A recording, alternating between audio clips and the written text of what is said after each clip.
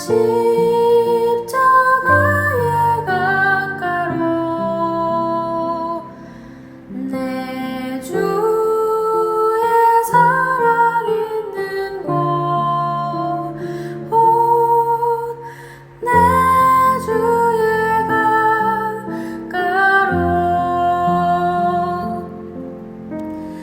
가란 나의 영혼을 생수로 가득 채우소서.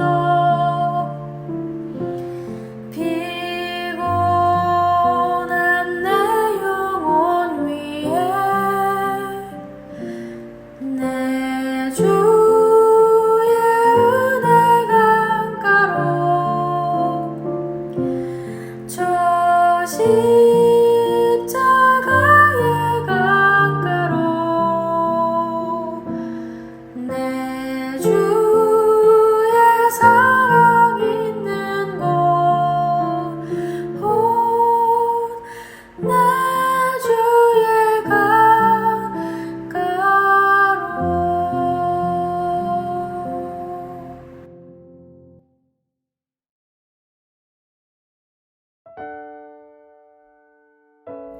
함께 기도하시죠. 하나님 감사합니다. 존귀한 주님, 우리와 만나주시고 주님께서 우리를 사랑하셔서 우리가 주님을 사랑할 수 있도록 하시고 구원해 주시며 오늘도 이 새벽 말씀을 사모함으로 주님 앞에 마음을 쏟고 귀를 기울이게 하시니 감사합니다. 이 많은 것들이 내게 자연스럽게 일어나는 나의 소망과 삶이 된 것에 감사합니다. 하나님, 신앙생활이 의무가 아니게 하여 주십시오. 마음에도 없는 기도를 하는 시간, 기쁘지도 않은 말씀을 듣는 시간이 없게 하여 주시고 사모하는 주님의 말씀을 들으며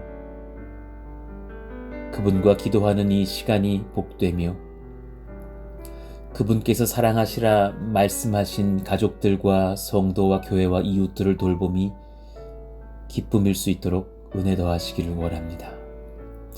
오늘 우리가 또 말씀을 받을 때에 예수님과 함께하는 풍성한 식탁교제가 있기를 원하오니 우리 가운데 오셔서 말씀하여 주시고 우리를 먹여주시기를 원합니다. 예수님의 이름으로 감사하며 기도하옵나이다. 아멘. 오늘 우리에게 주시는 주님의 말씀, 암송하실 말씀 마태복음 11장 28절입니다. 같이 읽고 암송합니다. 수고하고 무거운 짐진 자들아 다 내게로 오라. 내가 너희를 쉬게 하리라. 마태복음 11장 28절 말씀. 아멘. 오늘 우리에게 주시는 주님 말씀은 사도행전 15장 1절에서 11절의 말씀입니다. 사도행전 15장 1절에서 11절의 말씀, 우리 한 절씩 교독하겠습니다. 어떤 사람들이 유대로부터 내려와서 형제들을 가르치되 너희가 모세의 법대로 할례를 받지 아니하면 능히 구원을 받지 못하리라 하니 바울 및 바나바와 그들 사이에 적지 아니한 다툼과 변론이 일어난지라. 형제들이 이 문제에 대하여 바울과 바나바와 및 그 중의 몇 사람을 예루살렘에 있는 사도와 장로들에게 보내기로 작정하니라. 그들이 교회의 전송을 받고 베니게와 사마리아로 다니며 이방인들이 주께 돌아온 일을 말하여 형제들을 다 크게 기쁘게 하더라. 예루살렘에 이르러 교회와 사도와 장로들에게 영접을 받고 하나님이 자기들과 함께 계셔 행하신 모든 일을 말하매 바리새파 중에 어떤 믿는 사람들이 일어나 말하되 이방인에게 할례를 행하고 모세의 율법을 지키라 명하는 것이 마땅하다 하니라. 사도와 장로들이 이 일을 의논하러 모여 많은 변론이 있은 후에 베드로가 일어나 말하되 형제들아 너희도 알거니와 하나님이 이방인들로 내 입에서 복음의 말씀을 들어 믿게 하시려고 오래전부터 너희 가운데서 나를 택하시고 또 마음을 아시는 하나님이 우리에게와 같이 그들에게도 성령을 주어 증언하시고 믿음으로 그들의 마음을 깨끗이 하사 그들이나 우리나 차별하지 아니하셨느니라. 그런데 지금 너희가 어찌하여 하나님을 시험하여 우리 조상과 우리도 능히 매지 못하던 멍에를 제자들이 목에 두려느냐. 그러나 우리는 그들이 우리와 동일하게 주 예수의 은혜로 구원받는 줄을 믿노라 하니라. 아멘. 오늘 말씀 예수님과의 풍성한 식사는 항상 무료입니다 라는 제목으로 말씀을 전하겠습니다. 오늘 말씀을 가지고 양일에 걸쳐서 말씀을 전하겠습니다. 예수님과의 풍성한 식사는 항상 무료입니다. 무료라고 하여서 그 식사가 형편없다라는 것은 결코 아니죠. 예수님과의 풍성한 식사는 사실 우리가 우리의 능력값으로 감히 계산할 수 없을 정도로 값비싸고 풍성한 것이기에 오히려 우리에게 값없이 주시는 주님의 선물이 됩니다. 여러분, 은혜가 앞서면 진리가 되고 행위가 앞서면 종교가 됩니다. 이 진리를 아십니까? 은혜가 앞서면 진리가 되고 행위가 앞서면 종교가 됩니다. 여러분들은 여러분의 행위를 강조하는 종교인인지 은혜를 앞세우는 진리를 경험한 성도인지 구별해 보실 수 있기를 원합니다. 어떤 분이 주님도 잘 알지 못하면서 예수님을 믿느냐고 재차 물어봤더니 저 교회 다녀요. 아유, 저 교회 다닙니다. 한 5-6번 말씀하시더군요. 사실 그분의 신앙 점검해야 합니다. 지금 저는 예수님을 믿느냐고 물었지 교회 다니는 행위를 묻지 않았습니다. 주님을 만나지 못한 사람들은 주님을 믿는다라는 것이 사실 무엇인지 몰라 교회 다닌다고 말합니다. 여러분, 부처님 믿는 사람 없고 절 다니는 사람은 있습니다. 부처님 진짜 믿고 부처님을 위해서 삶을 드리는 불교 신자 저는 여지껏 보지 못했습니다. 그저 108배를 하고 3000배를 하고 큰 헌금 드리면서 복을 받기를 원하여서 예배하는 불교 신자들은 봤어도 그리고 그 많은 것이 결국은 돈이고 헌신이고 물질이고 행위인 그런 종교적인 내용들이죠.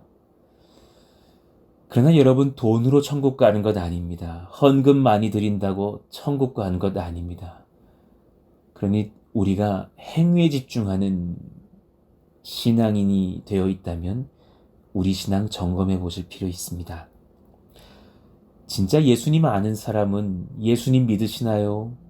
당신에게 예수님이 누구신가요? 라고 묻는다면 은혜를 이야기합니다.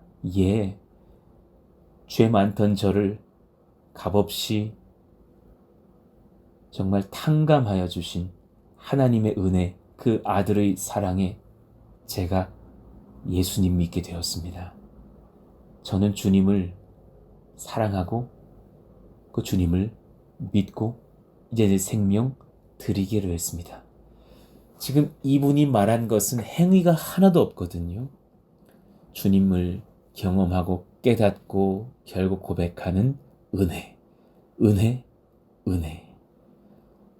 은혜로 진리는 분별할 수 있습니다. 여러분에게 예수님은 은혜의 주님이신지요? 아니면 내 행위의 능력을 체크하고 계시는 종교의 주체이신지요? 분별해 보셔야 합니다.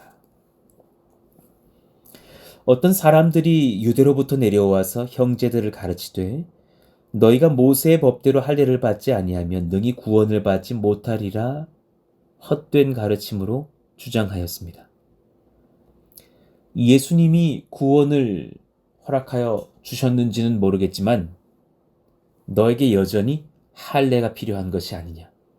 할례가 없으면 구원은 없다. 여러분 어떻게 생각하시나요?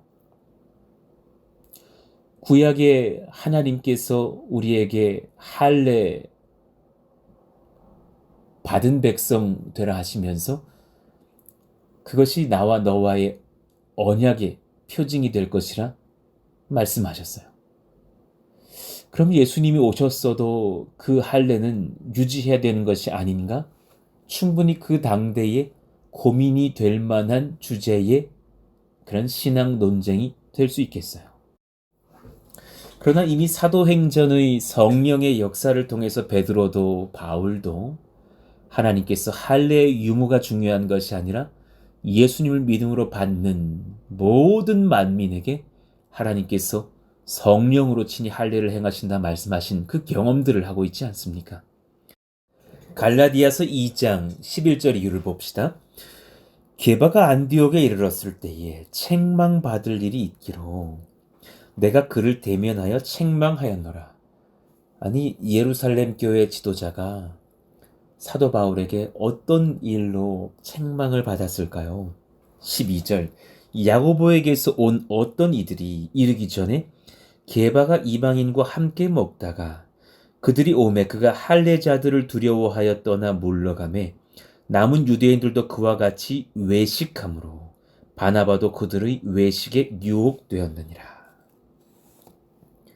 이미 성령께서 그 은혜를 허락하시는 거로 베드로도 이방인들과 함께 먹는 그 신앙의 자유를 누리고 있었는데 그때 야고보에게서 온 할례가 여전히 유효한 순종의 거리라고 주장하는 사람들, 그들은 곧 이방인들과 함께 유대인이 자리하는 것을 인정할 수 없다 말하는 사람들을 만났을 때에 진리를 경험했음에도 불구하고 여전히 그들의 눈이 두려워서 그렇게 이방인들과의 자리를 피했던 것, 그것이 결국은 외식이 아니냐. 결국 너가 진리를 아는 사람으로서 행동하다가 지금 종교인 되어가는 탈선을 하는 행동을 한 것이 아니냐. 많은 사람들에게 그렇게 또한 외식거리를 제공한 실수를 한 것이 아니냐, 꾸중했다는 거예요.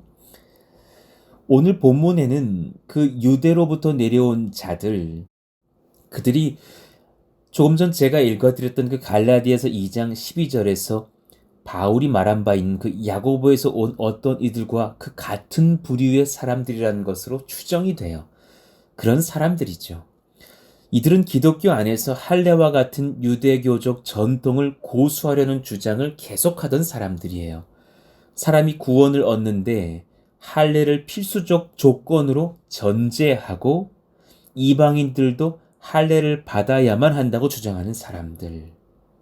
그리고 할례를 받지 않았다면 그들과 함께 할 수 없다 주장하였죠.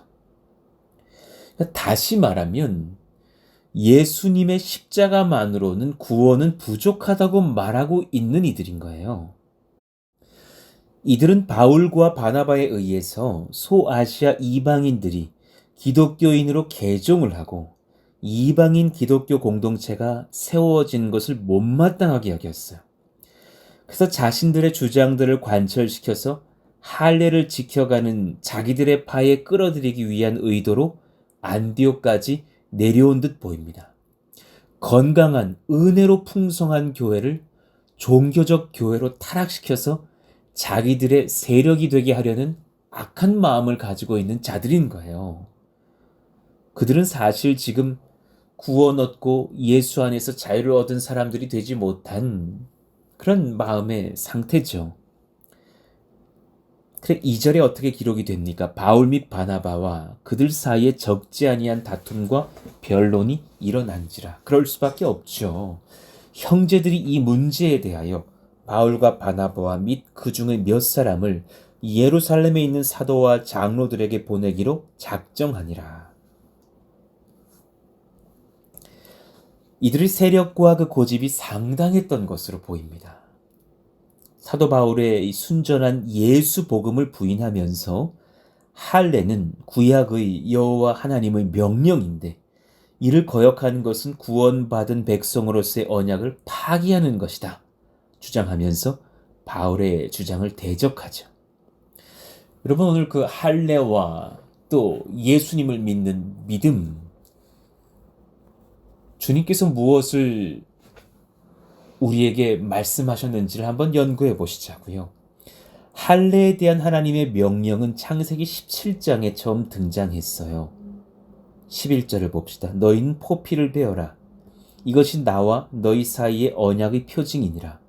너희의 대대로 모든 남자는 집에서 난 자나 또는 너희 자손이 아니라 이방 사람에게서 돈으로 산 자를 막론하고 난 지 8일 만에 할례를 받을 것이라.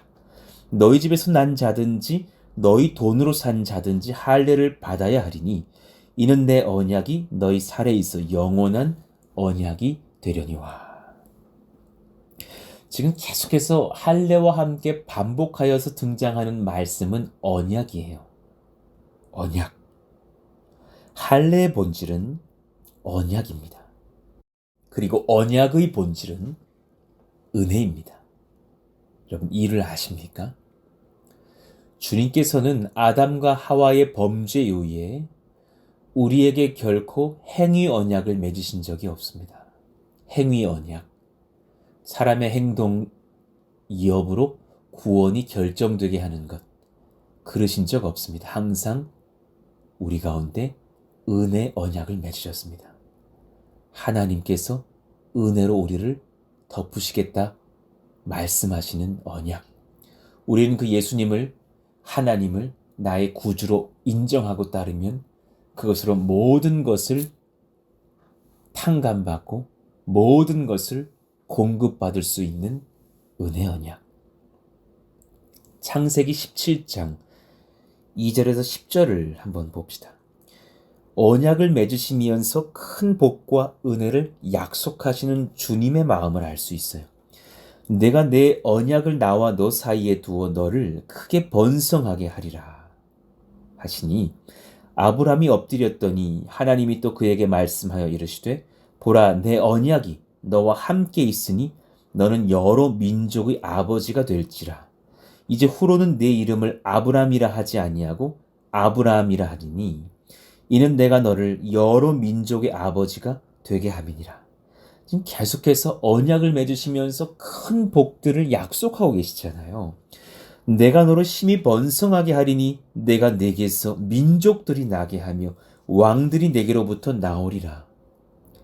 심지어 그 후손 속에서 다윗 왕도 나오고 히스기야와 또 하나님을 사랑했던 수많은 후손들이 등장하고 그리고 또한 장차 예수님이 오실 것이 아닙니까? 내가 내 언약을 나와 너 및 내 대대 후손 사이에 세워서 영원한 언약을 삼고 너와 내 후손의 하나님이 되리라. 9절. 하나님이 또 아브라함에게 이르시되 그런즉 너는 내 언약을 지키고 내 후손도 대대로 지키라. 그리고 뭐라 말씀하셨어요? 너희 중 남자는 다 할례를 받으라. 이것이 나와 너희와 너희 후손 사이에 지킬 내 언약이니라. 하나님이 큰 복과 은혜와 구원을 약속하여 주실 것이니 너는 그 나를 따르는 신앙의 고백으로 너의 성기의 포피를 베어내는 할례를 행하고 신앙을 고백하라라는 말씀입니다. 그러니 그 할례 자체에 어떤 대단한 능력이 있는 것이 아니라 그것은 사실 신앙 고백이죠. 그리고 그 신앙 고백을 받으시고 구약 백성들의 할례 행함은 곧 하나님을 따르는 백성이라는 나의 고백이 되기도 한 것이죠. 그 언약을 지켜갈 수 있는 전제가 무엇입니까? 우리가 쑥 읽었던 그 창세기 17장 2절부터 10절의 전제는 1절에 있는데요. 이제 한번 찾아봅시다. 아브라함이 99세 때에 여호와께서 아브라함에게 나타나서 그에게 이르시되, 잘 들어보세요. 나는 전능한 하나님이라. 너는 내 앞에서 행하여 완전하라.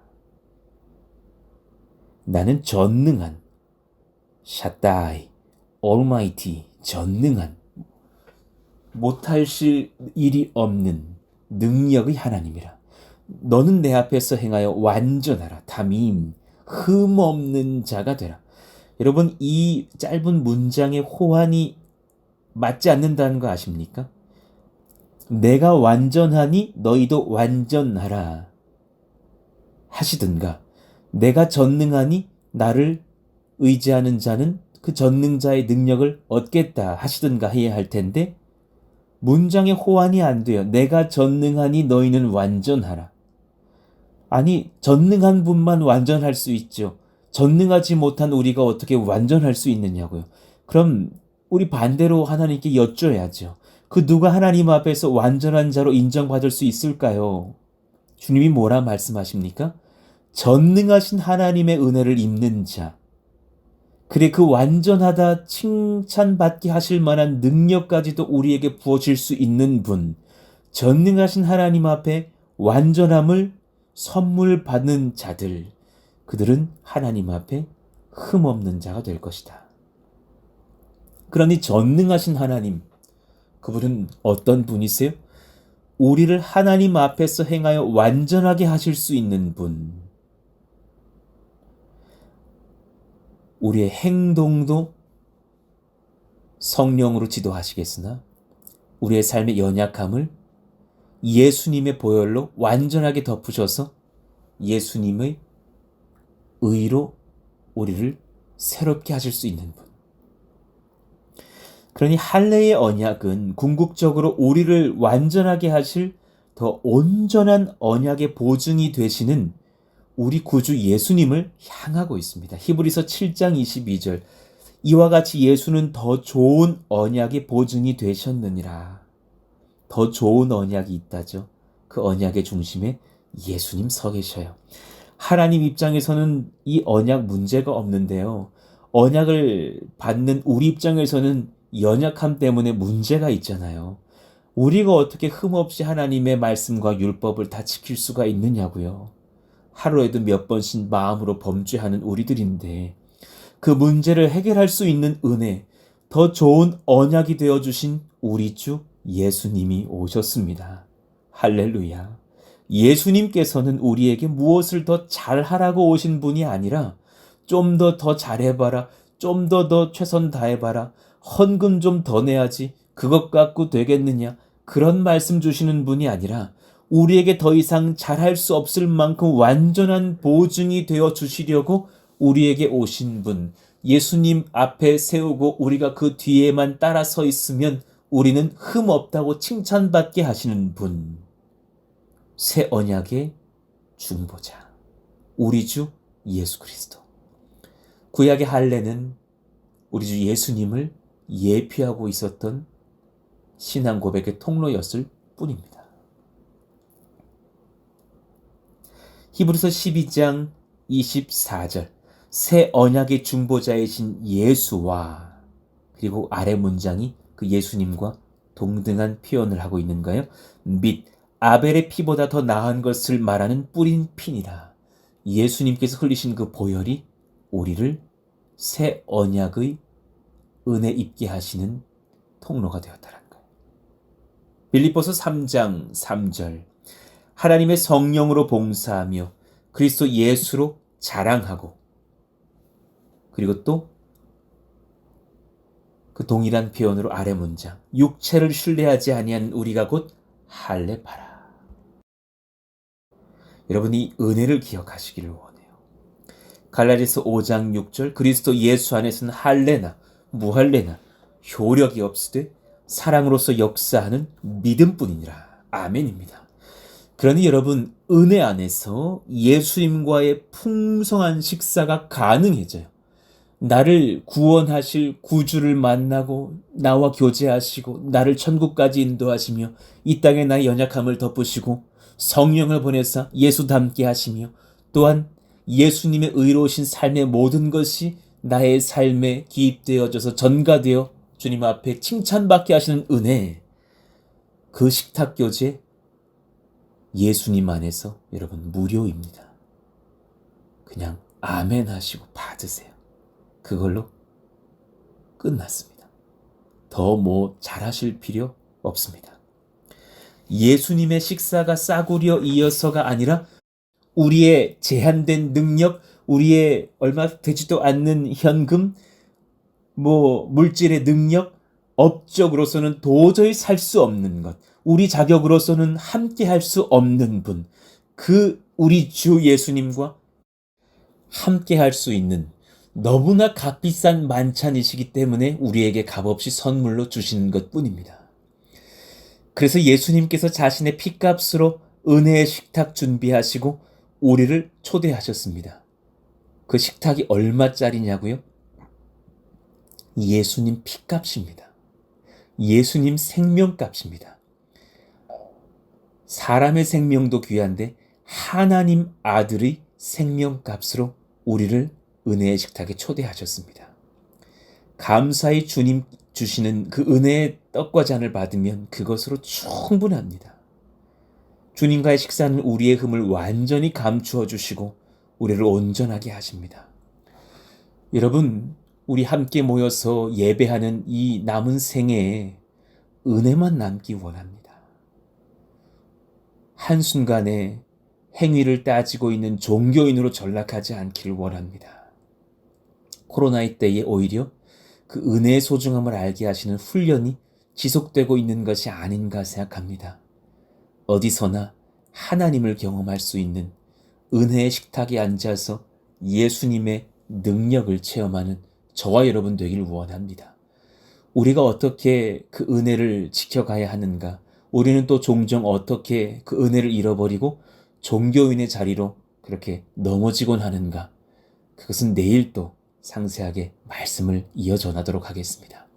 오늘 말씀을 기억하시면서 하나님, 예수님 차려주신 그 풍성한 은혜의 식탁에 앉아서 그 값비싼 주님의 만찬을 값없이 누릴 수 있는 그 은혜를 소중히 여기는 저희들이 다 되게 해달라고, 오늘 여러분이 잠깐 시간 내어서 기도하시는 이 기도는 전능하신 하나님과의 미팅 시간입니다.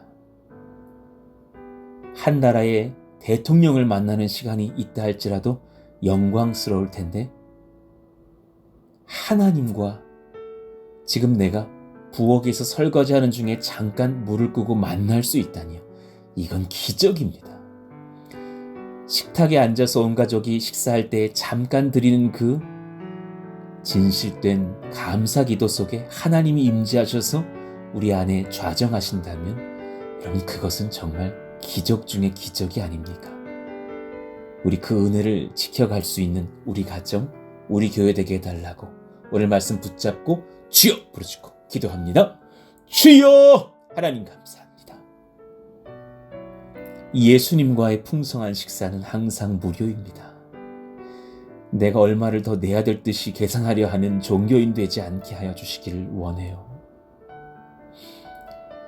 하나님, 그 많은 것들에서 우리가 자유해지며 오히려 섬세한 주님과의 만남을 지켜가면서 주님이 나에게 누구시냐 묻거든 그 은혜를 소개할 수 있는 감격의 고백들이 끊임없이 이어질 수 있는 풍성한 식탁 교제에